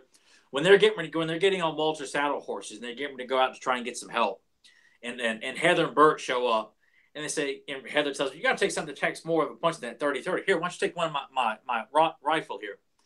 And she hands it to Earl, and he takes it, and he looks at Val and smiles real big, as if like, I got a better gun than you do. It's just moments like that that's not focused on, but you know what they do, because it just kind of looks like, oh shit. Yeah, well, because beforehand it's like, didn't they shoot for who's gonna get the rifle and who's gonna get the pistol? And he's like, oh yeah, I think I won. And then she's like, no, take this. And he's like, ah, shit. Yeah, just moments like that, you're like, God, is this so cool? They're like, there's such a cool couple of guys, guys you can see yourself hanging out with. When they were out there doing garbage work and they got a toilet with cold beer in it, just touches like that, it's like, and I don't drink beer, but it just looked cool. It looks like these are a couple of guys that you would want to hang out with a toilet bowl full of beer. And it's like, this is low. We have got to set our standards a lot higher than this, and I like the one line too where he's just like, I'm older and wiser than you. Well, you're half well, right. You're half right. Yeah. I love that line. God, it's just so many great one-liners in the film, and just God, it's such a likable cast of characters. And it's a shame that, that the sequels have just been, bad imitations, and they couldn't get back everybody. Kevin, I think he kind of dismissed the film, even during filming, was not a fan of it. And now he's really had a kind of a real. Joe, you got a headache there? No, there was something. Man, there was like a hair that flew into my eye, and with this mask, I was having trouble. When you do that, you act like Rocky Dennis in Mask, who's having like a bad headache. You're like this. You don't say or do anything. You just kind of sit and grab your head like, oh, God. Well, I want to say, hey, guys, there's something in my fucking eye. Hold on a second. But no, I was trying to get it. God damn. That's what you get for wearing a gimmick, Joe. I know that's the price I pay, huh? What Tyler said real quick, it's unfortunate how these sequels, it starts off with, some movies are so great, and then, maybe part 2 and 3 on certain series of, movies, whatever, can be good, but sometimes they push it and they get worse and worse. Like, here's just a quick side rant, because I'm not ruining it for anybody that's never seen it. I finally seen the recent Thor movie, the new Thor one, Ragnarok. I just felt like, damn, what's with all the jokes? The first Thor movie wasn't loaded with all this humor. No, it's like, be apologetic. Rip that movie a new asshole. Oh, I mean, it's seriously like, what is up with all these fucking jokes? It's taking me out of like the seriousness of how the other one felt. The other one felt so damn good. It's like, God, everybody's cracking jokes. Like, I can't get into this. I know that there's quick little one-liners maybe in comics here and once in a while, but this whole damn movie was full of crap. So, I mean, just my quick opinion. I did not enjoy. It's gonna be interesting because I don't know if either of you guys watched that other video that I posted, but I am actually gonna watch this tonight. So I'm gonna watch because it's gonna be curious to see like how I feel about it compared, because I know Tyler's not gonna watch it. Well, I was just gonna say when I didn't look very good to me anyway. I didn't like the second Thor film. I thought it sucked. The first one, it has its moments. Overall, too much fish out of water. Natalie Portman, Kat Dennings, crap. I couldn't stand. I was ready to pull my hair out. But well, you don't have to worry about that in this one. But no, the first one I enjoyed. Everybody that's been the problem with the recent Marvel movies, which I'm worried about Avengers being nothing but a big yuck fest. Everyone's trying to one up each other. Yeah, they need to lay back on that. That's why I didn't watch Nathan when you showed your Thor Ragnarok in your recent one that you did. I was like, I can't watch it because I don't know if Nathan's talking about Thor, and I didn't see it yet. So I did not watch it for that reason, but now I will. But no, this one I just felt like it was way too silly. So I will be interested in seeing or hearing your opinion on the recent I mean, maybe like when I do watch it, because I said I was probably going to do like a post-viewing thoughts or something. Maybe since you've already seen it too, you and I can just join up on here and just do a quick little. Yeah, we might have to do that after you watch it, because it was just, to me, a little too much. Hulk, if you guys have been worried about not hearing Hulk talk before, my God, I mean, he was going to town in this one. That's all he was doing was talk, and no more puny God or anything like that, or Hulk smash or whatever. No, he's talking his ass off. It's going to be interesting, because if I end up liking it quite a bit, it's going to be kind of cool for you and I to just sort of discuss it a little more and figure it out.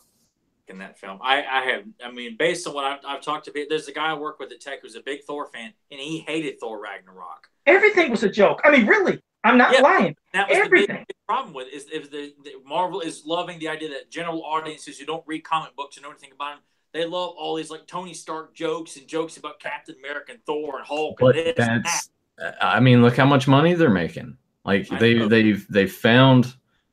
broken through that comic book niche, because before, if you were into comic books, you were a fucking nerd, and now it's the super popular thing, and now it's a thing where it's everybody likes it. So, oh, hey, this stuff in Guardians of the Galaxy worked, because I feel like that was sort of I mean, Tony Stark had his lines, but when Guardians of the Galaxy came out, and it was different for that reason. It was more jokes.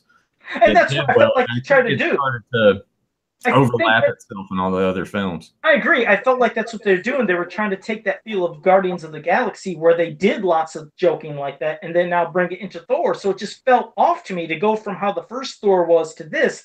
They just feel like two separate franchises. You know, it's like saying, okay, here's Thor and here's Guardian of the Galaxies. I mean, that was like the vast difference I felt. I mean, there was parts in Thor Ragnarok, which I thought was cool, but I just wish they would have laid off on some of the jokings. I felt like it was too much joking. Yeah. Because it could have made it a better movie, especially seeing the shit with Hulk, because it was good to finally see the Incredible Hulk doing some stuff. I loved it, but I was like, God, you guys don't have to joke every damn other scene.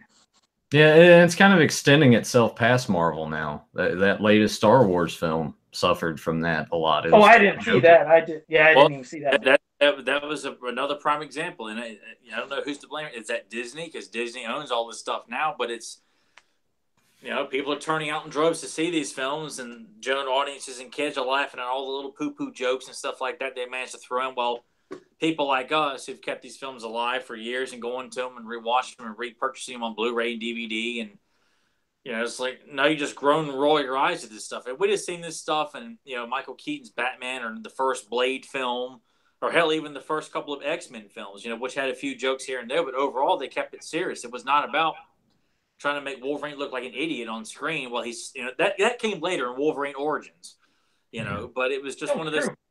When does it stop? What has to happen for them to realize we're making these movies too silly? We're not taking the content serious enough, and they keep screwing up all the villains in these movies too, where it's just they're just normal looking. If it's not out of space, the villains in these films are like we're too ashamed to have our villains look like the comic book counterpart. We need to have them look like a regular guy. Yeah, because, just to say, like, one part, in the Thor Ragnarok where it worked perfectly with that kind of joke or feel or something to make you laugh is basically when you'll see Loki's reaction of, like, with the Incredible Hulk in certain parts, because we know what happened in the Avengers movie of what Hulk did to Loki. So you can imagine when Loki will see Hulk again, his kind of reaction. So that is the kind of thing, okay, I get this shit. But you'll see what I mean in certain parts, like, okay, a little too much. There needs to be a better balance, because a better balance. Like, don't go nuts with it. We got both sides of the scale here. Like, you have the Marvel films that are starting to get lighter in tone and be funnier, and then you got those DC films that are still like really struggling, and now they're trying to take elements of that. So now it's going to be like dark brooding, but here's some jokey stuff, and it's just, man, Yeah, it's a weird mix. And this is, remember, again, everybody watching and listening, this is our side rants that we love doing. We'll always get into something else, but that's what's good about the show, because we always will get on to something else. Chris, feel like Tremors. Yeah, well, Chris Simpson said Ragnarok was fantastic. So, see, Chris Simpson loves it. So there's people that love it. Some people hate it. Some people think, yeah. So, hey, there's all different sorts of fans. Now, there's people who like Batman versus Superman and Justice League too, right, Nathan? Yeah, I don't know why. And there's people that like Batman and Robin and Batman Forever. Now that I have yet to come across. I have said it plenty of times. Batman Forever had good moments and could have been a really good film with what was, or what the movie was trying to tell us, as opposed to making it a yuck fest as well. Because Val Kilmer was a good Batman, and it could have been a really good movie. Jim Carrey, I thought, was a good Riddler. Definitely could see why he would rub people the wrong way, because he's really chewing up the scenery. And less said about Tommy Lee Jones, the better. However, it could have been a good movie. Batman and Robin could have been a good movie based on what they were trying to do. Instead of making it a big toy commercial with nipple jokes, butt jokes, credit card jokes, yucks and one-liners and puns. I couldn't stand George Clooney as Batman. God, I couldn't stand him. He didn't look good as Batman regardless. And George wouldn't have been a good Batman, period. But still, I look at Batman and Robin, really wanted to think it was going to be a great movie, and walked out of there feeling so disappointed. Rented it on video. I'm like, God, it's still not any better. I didn't like either of those. I didn't like either Batman and Robin or Batman Forever. Well, just didn't like them. Forever all the way through, because it's not a fun watch, But still, you almost feel like there could have been a good movie there. Unfortunately, it was just taken in a complete different direction because of what Batman Returns did, which Batman Returns is a fantastic film. It kicks ass on so many levels. and it's unfortunate that we want our superhero movies to be serious and to be taken, the source material not as a joke or making fun of it all the time, so kids can laugh. Oh man, he's talking about poop and this. When you just said kicks ass on so many levels, I can't help it. It always, every time I hear part of that phrase that you said and other people say, it unfortunately gives me a flashback of a movie where somebody says, "This sucks on so many levels," which I hated, which was when in Jason X, when that one girl was getting sucked out through the vent of the ship, and she said, "This sucks on so many levels," and then whoop, she gets sucked and dies. I was like, who's going to say that before they die? You're going to die and you say, "Oh God, I hated that fucking girl." But, okay. No. We need to have a cool, funny, witty joke, and that's what they come up with. Yeah, I was like, yeah, you would say that you're going to die, and you're going to say this line before you die. It's like, yeah, that's going to happen. There, that's our side rant. So we'll get back to Nathan, because I think he was talking about something about Tremors before I just went bananas and we... No, I was just going to say more movies need to be like that. Like, have that pacing. If you're going to have that humor, do it in that way. That sometimes it's a little subtle, and it just doesn't. I don't know. It doesn't kill the damn mood. As beloved as Tremors is, there are jokes, but it's not focused on. They don't take time for the movie to kind of look at the audience like, you get what we're doing there, huh? Did you get that joke? Did you? I don't remember. I was going to say I don't remember this part, but Tyler, I know you and your steel trap of a memory. JSP just said Clooney could have been decent. But anyone is going to look like a moron when they say, "Hello, Mr. Freeze, I'm Batman." He actually said that, JSP, and did he? Yes, he did say that. God. Clooney's face doesn't look good in the cowl. It didn't. And from, if you believe the stories that how it came across, Joel Schumacher drew the Batman cowl on a picture of George Clooney on a Dust Till Dawn poster or something like that. I hated his connection with Alfred. That's what I hated with George Clooney. I don't felt like he treated Alfred like this is the man that's been raising you and with you your whole life. I didn't feel this connection like with Alfred, going to be dying or whatever. I didn't feel like there was a connection. George Clooney felt so robotic and monotone and flat. I was like, I don't even feel like you care for Alfred. That's why I just couldn't. He's like that in everything. He sucks. He should never been Batman. What a horrible fucking choice. There. Not just him. And at least, and look, everybody involved with Batman and Robin has apologized. George Clooney's taken the rap for years and publicly said, "I'm the guy that killed Batman." Joel Schumacher has come up publicly and said, "Look, I was aware of what was being said and directed. I chose to go along with it, and I am sorry that I have disappointed fans." It's like, look, I give him credit for it, because not everybody is going to come out and admit that they made a really bad superhero movie. Not everybody does it. Maybe people who were involved will, but the powers that be, most of the time, will not come out and say that they apologize for the film that was made. So I give a lot of credit to Joel and George for that. George had no business playing Batman, period. Of course, before the movie came out, I was sold immediately because Arnold was playing Mr. Freeze. It was another Batman film. Poison Ivy's in it. Mr. Freeze is in it. I thought this is going to be great. Biggest movie this summer. Couldn't wait. Forced my dad to take us opening day. So excited. But anyway, damn it, where the hell was I going with it? Could Joel Schumacher apologize for Phone Booth, because that movie fucking sucked too?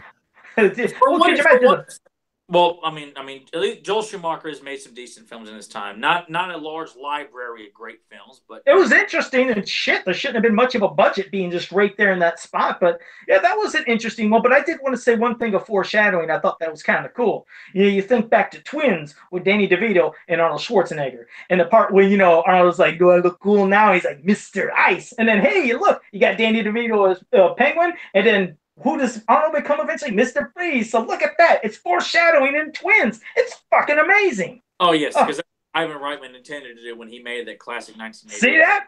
That's called foreshadowing. Look at that shit. We got them both in the movie. So Mr. Ice became Mr. Freeze. I love it. You're the guy that sits there and says, well, when Michael Myers holds his knife up, that's him trying to say he's trying to penetrate you with his penis. Hey, see, you're catching on now. Did I mention I fucking hated Batman Forever, the game? Boy, did I hate Batman Forever, the arcade game. I don't know if you ever played that. Yeah, Batman Forever was a terrible fucking game. It's like, we're going to make it side-scrolling, and it's going to have that look of Mortal Kombat, and the controls are going to be clunky as shit, and we're not going to tell you what to do. It was horrible. I was wondering if I was the only other person that, really played or remember that game. I remember playing that, and I'm like, where am I supposed to go? It's like, you have to be in that exact spot, and then it like select or something. to have the little grapple to go up to the next floor. It's fucking stupid. Why would you do that? Like, you have shoulder buttons on the Super Nintendo controller, and those don't do anything in the game. Put it on one of those buttons. That's all you had to do. Oh man, see, you're right. There you go.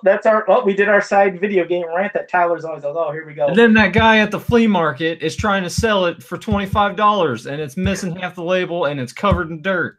Oh, did he really? No, I was like, what kind of coincidence was that? I thought you were serious. Big market, though. I'm sure it happened. Oh shit!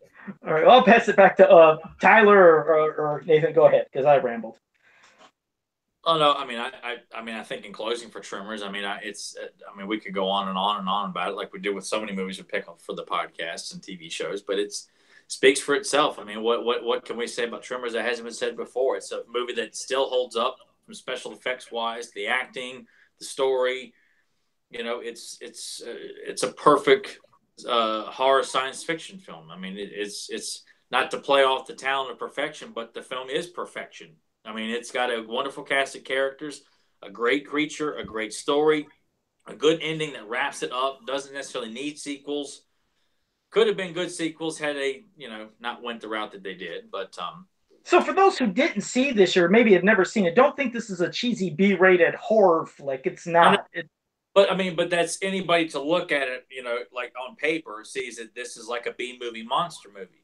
But well, Star Wars could have been seen as like some kind of silly science fiction movie or something like that too. But it's a simple story, and often, like Jaws is a simple story too. Halloween, simple stories, but they're often some of the best ones because they're not trying to make it overly complicated and act all Christopher Nolan about it and add all these extra layers to it. And, And what was the bad dub line you said? What was the bad dub for TV, did you say? What's that? What was the bad dubbing that was for TV that you said they couldn't curse? And what did he say in place of it? I think they were trying to say "screw you," but when the guy doing the dubbing, it sounded like he's saying "squirrel you." Okay, because I want to mention what's considered one of my worst dubbings in movie history. Because, like you said, when they get these people sometimes to dub, once in a while they'll actually have the actual actor do the dubbing and say something else. But otherwise, there's having somebody that's trying to do voice impersonations. And that was, it was for Die Hard 2. And it was at the end when he says, yippee-ki-yay, motherfucker. And then when he lights the fuel on fire and blows up the plane on the TV version. And it's horrible. He says, yippee-ki-yay, Mr. Falcon. It's like, what? It was just so fucking horrible. His voice changes, but it's yippee-ki-yay, Mr. Falcon. I was like, oh, yeah, that sounds like Bruce Willis. And wow, what a dub. That's my worst. If I could think of the worst dubbing that from my memory, that's one of them. I can't really think of anything off the top of my head. I mean, sometimes dubbings can be just as funny as the movie. Like watching Weird Science on TV, where they're dubbing over all the cussing and language and that sometimes that's just as funny as the actual movie because the dubbing is so bad, but it's so silly you just laugh at it. And when Mallrats was on TV, I'd only seen it on TV once. God, man, that movie was absolutely hilarious with all the dubbing because of all the cussing that's in that movie.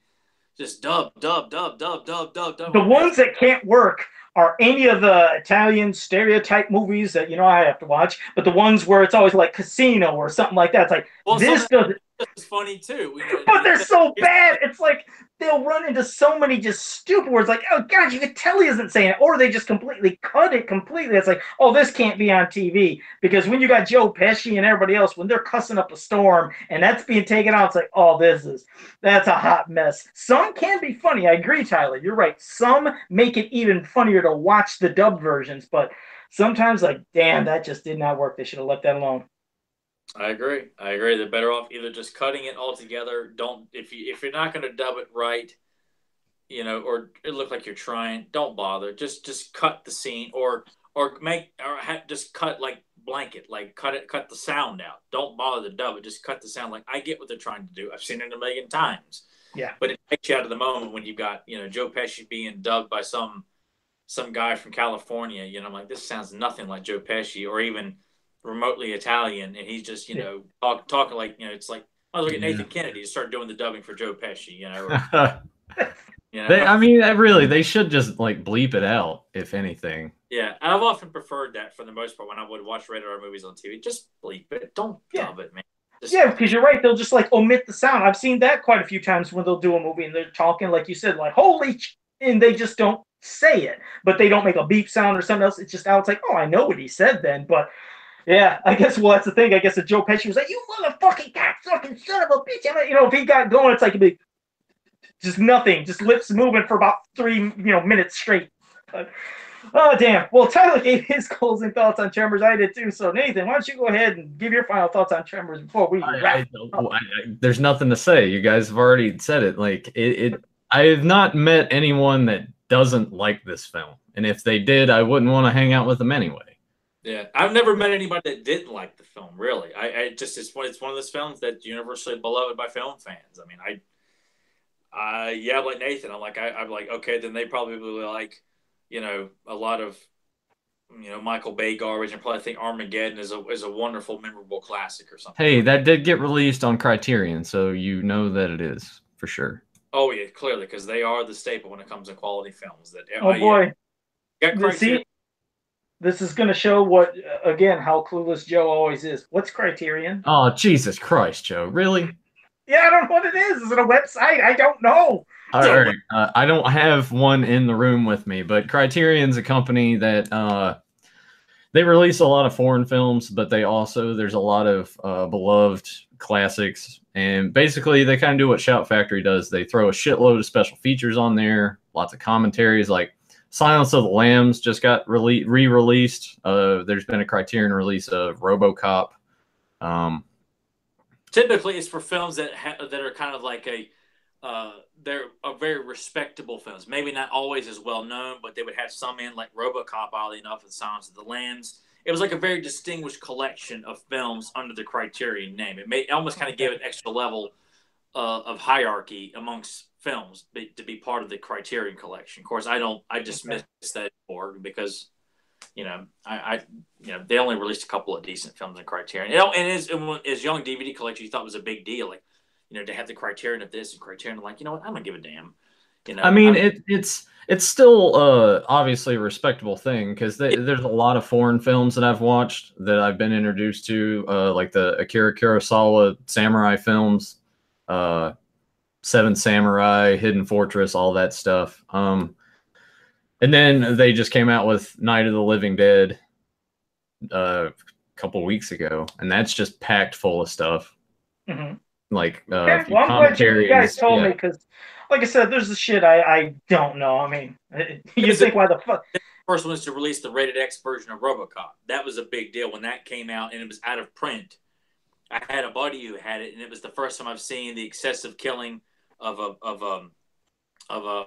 Alex Murphy, and then in the boardroom with Mr. Kinney, where Ed 209 like not only blows him away, but there's dozens and dozens of more bullet holes going into Mr. Kinney.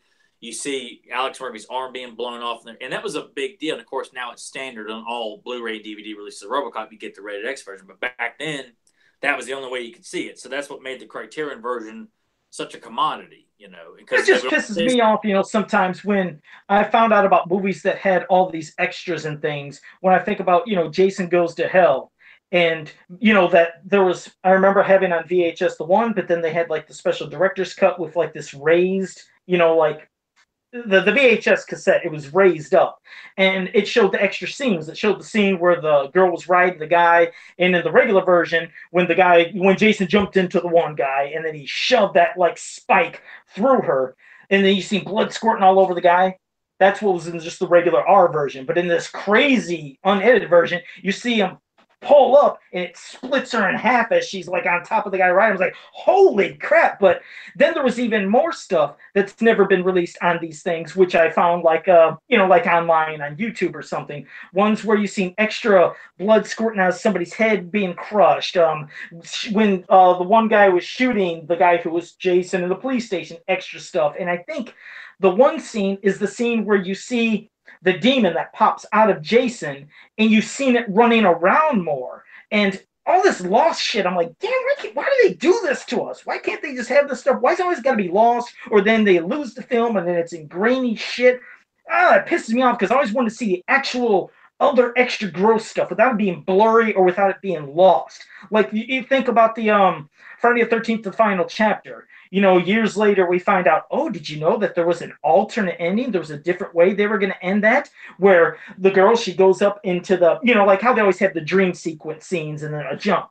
Well, she goes up and there's something happening in the bathroom upstairs because there's water running. She looks and her mother is in the tub, and then Jason's supposed to be in back of her, but there's no sound that exists on this. I'm like, okay, so now they got footage, no sound, and oh, I'm sorry, that's just a quick another rant from Joe. I get pissed with all this stuff. I don't think there would have been anything that they could have added to make Jason Goes to Hell better. That movie was going to suck. Well, no, I know, but you know me, I like just seeing the extra shit anyways. Just like in my one of my favorites, Friday the 13th Part 7, you know, that one, The New Blood. Oh my God, the amount of stuff that was X'd out of that because they said, no, that would have been too much and too bad for people to watch. And then you see the stuff in blurry, grainy quality. It's like, I don't think that made it any worse, but no, we couldn't have it. Like the scene where Jason, you know, grabbed the one guy's head, he's crushing it. I guess in the unedited and all this lost footage, I mean, he's crushing it down to really squirt. Oh, man, so much extra shit. And I thought they said Kane Hodder had this footage, maybe, but it's still grainy. I was like, damn, I wish they could clean it up. So there you go. I had to do that. Sorry. So we need Criterion to release Jason Goes to Hell in Part 7. So just those two films. Yeah, damn it! Anything they can find something for with the extra stuff, like give it to us. But oh, okay. One more thing I want to say about Tremors in the closing that I wanted to bring up, and we just kept getting sidetracked. But I want to talk because it's super noticeable on the Blu-ray. Rhonda's legs when she has to take her pants off. Her legs are so hairy. Yeah, it was almost like they couldn't get her to film that scene, and they were like, "Hey, Nathan, can you go over there and we'll just shoot your legs?" They're so hairy. Oh God, I didn't notice that. Really? Yeah. Yeah, and it may be even visible on DVD, but when I saw it on Blu-ray, like, oh my God, Rhonda's got the hairiest legs I've ever seen on a woman. Okay, now I do. Because by that point in the movie, you start seeing Rhonda as an attractive woman. Like, oh, well, yeah, she's pretty cute. I like her. I would have thought you had that on YouTube. I don't know if it's on YouTube, but yeah, I don't know. It almost depends. It depends. Like you have to watch it like on either a high resolution DVD or Blu-ray or something to that where you can actually see it. It's clear. It's not like it's something we just have to look. You're like when you're watching Kevin Bacon put ointment on her legs. I mean, you see the legs, and there's hair all over them. Yeah. Oh God! Shaving her legs. Yummy. Yeah, I mean, maybe it plays into her character if she's been out there for however long doing this. Maybe she hasn't had time. Oh, there's still no excuse. Oh, God damn. Oh. Well, even so, like nobody on screen wants to see a woman with hairy legs, you know, especially for a touching scene as that when you're getting the chemistry between them because he's helping her because she's not a stereotypical blonde bimbo always falling for hairy legs. Can't stand hair. Oh, God, I just hate even hearing it. I hate hearing that. Oh, hair. It's just fucking disgusting. God. Damn.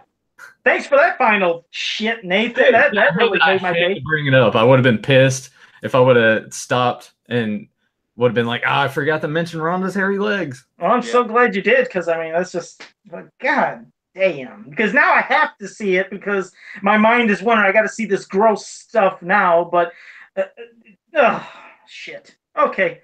Well, yeah, so you gave your closing thoughts, and now, mine. Yeah, it was a great fucking movie. And go ahead, give every word to go and what to subscribe, and damn. Do you want me to do that this week? Yeah, you have to. Wait, first let me see. SSJ Mitz. Oh, this must have, I'm sorry, I haven't been looking at the comments for a bit because I went on that rant. But when you were talking about you ain't friends with nobody that, like something. I forgot what the hell you said, but either way, if you don't like Tremors, then we probably shouldn't be friends. Okay, he said, "Oh, guess me and Nate ain't friends no more." And then he said, "I kid." He says, "I haven't seen the movie in English or in such a long time." Then let me see. JSP said, "Oh, when I must have been talking about scenes from extra movies." He said, "Or the extra scenes from Terminator 2 that should have stayed in." Yeah. That's, I mean, these are more movies. A lot of people into hair. No, Chris Simpson. Chris Simpson said a lot of people into hair. He says it's 2018. Get with the times, you guys. No, Chris Simpson. No fucking hair on the legs and the armpits and other spots I don't want to say on the show because then we're gonna start getting fucking X-rated. Because I turned it R. Apologize for the cursing. This is the only time I really do it. I don't do it on Fans of Power because I keep it family friendly. But this one, we just let it go sometimes. But I won't hit us up on the NC-17 rating. So I'll leave that last hair to the imagination. I guess it's not much thought of that, but yeah. Okay. On some happy birthday loves to SSJ Mitz because today's his birthday. Happy birthday, man. Hope you have a great one. Watch Tremors. Yeah, well, yeah. Otherwise, we can't be friends anymore, and I can't get you shit for your birthday. There you go. All right. Tell everybody about the subscribe and like and ding. This is our longest episode. Yeah, it is. Hit the bell, ding the bell, lick this, like this, whatever. Yeah, we spent an hour actually talking about hell, we talked longer about the flea market finds, which shocked the hell out of me. But go ahead, 'cause I'm tired. Yeah, you're welcome, SSJ Mitz. He said thanks. Yeah. I need to go take a nap or something, man. Let's wrap this thing up.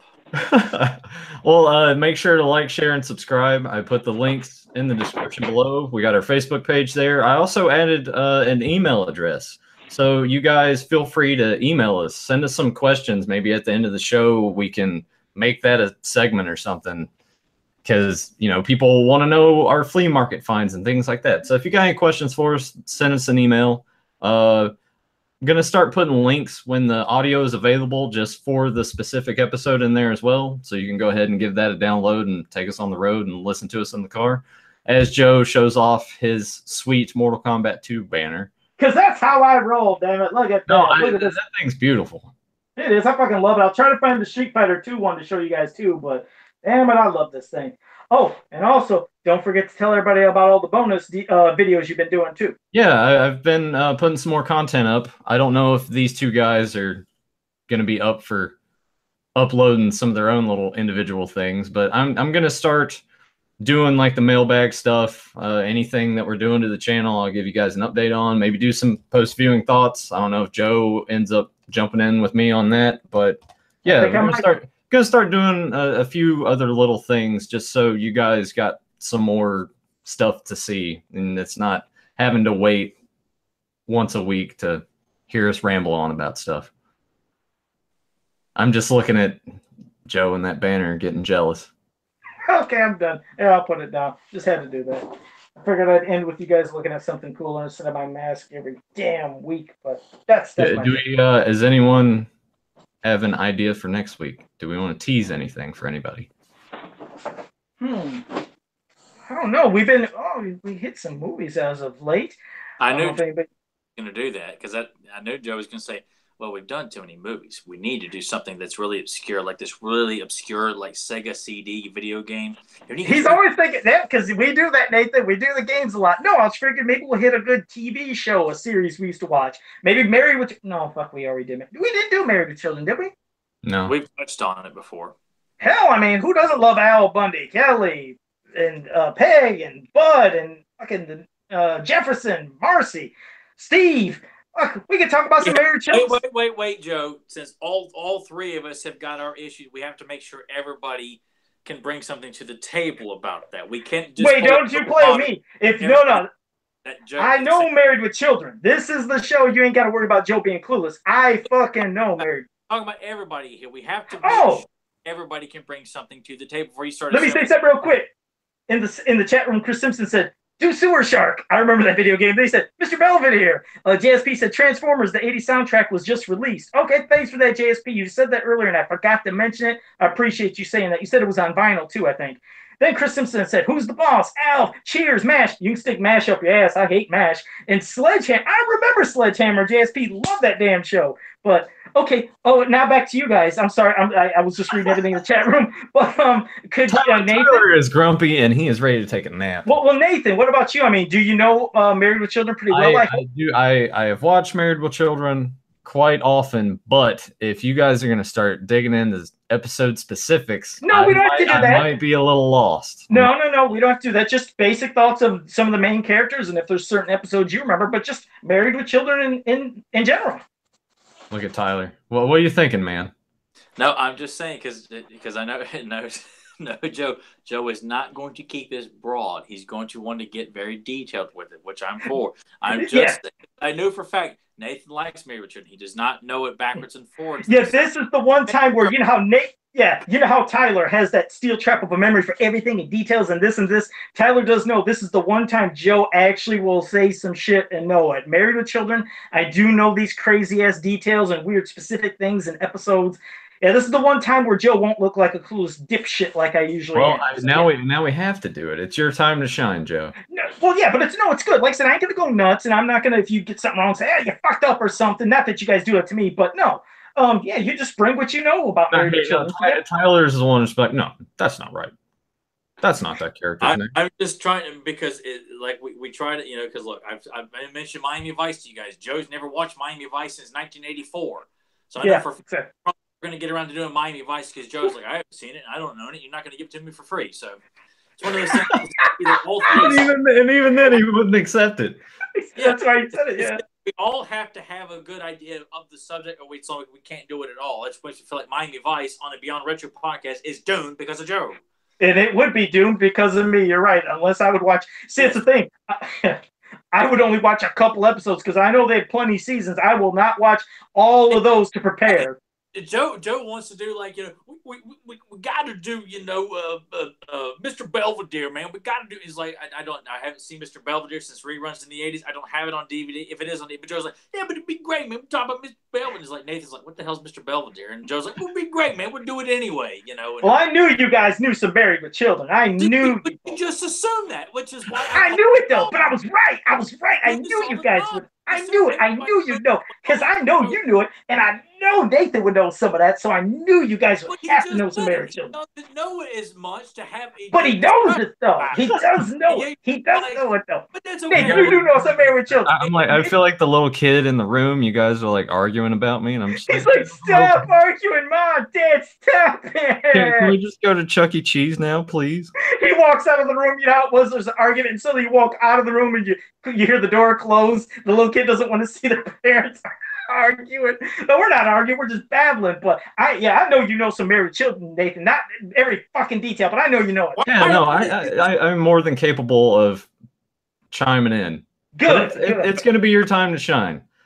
If you have this still trapped memory of Married with Children, Tyler's going to put you to the test. Yeah, I might put it into the test. There's been times where I've mentioned. Talk Married with Children. We've done it plenty of times, Yeah. In private conversations before, but I just know that Nathan, and because I'm the same way. I don't know all the video games that you guys do. I don't hesitate to say, look, I can't carry on a conversation about games on the Sega Dreamcast. I can't because I've only played Crazy Taxi on the Dreamcast. And that's about it. Love that fucking game. I know you do, but I'm just. I won a contest for that. Did I mention that? Did I mention I won a contest? Are you serious right now? I did. It was at Media Play. Our local. We extend the podcast to 2.5 hours. Here. Jacking about that. Fire it up. He's Yeah. like, oh, here we go. Yeah, so he mentioned fucking Crazy Taxi.